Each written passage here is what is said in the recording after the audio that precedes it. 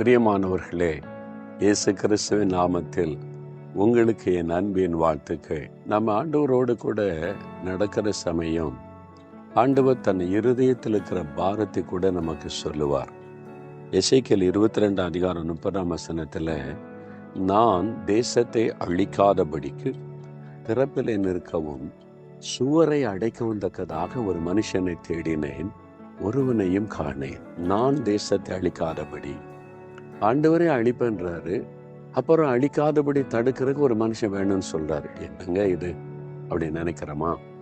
ஒரு தேசத்துல அழிவு வர காரணம் பஞ்சம், கொள்ளை நோய், ரத்தம் சிந்துதல், அழிவுகள், பாதிப்புகள் வர காரணம் பாவத்தின் நிமித்தமாய் உண்டாகிற ஒரு விளை. அப்ப சாத்தான் பார்க்கறான், நான் தேசத்தை அழிக்க வேண்டாம், இந்த தேசத்துல பாவத்தை பெருக பண்ணா போறோம், கர்த்தரை அழிச்சிருவாரு.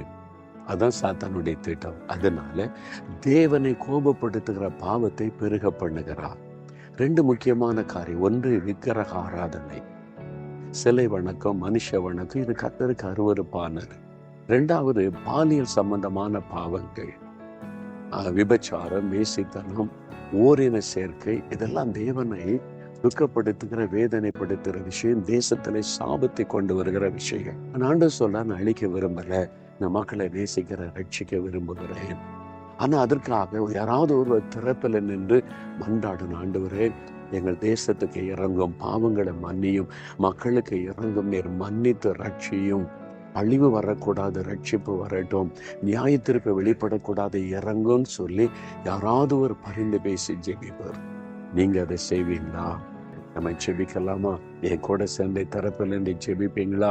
தகப்பனே, நாங்க எல்லாரும் ஒண்ணு சேர்ந்து தேசத்துக்காக திறப்பில் நிக்கிறோப்பா.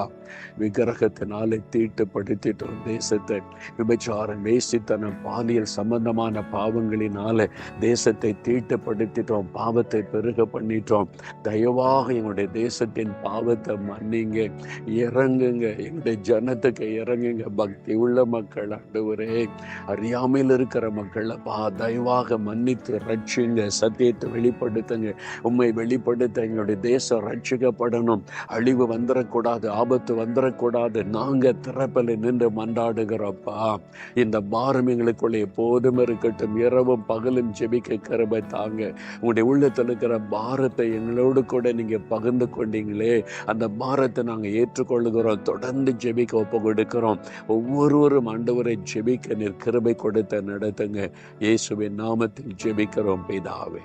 ஆமென், ஆமென்.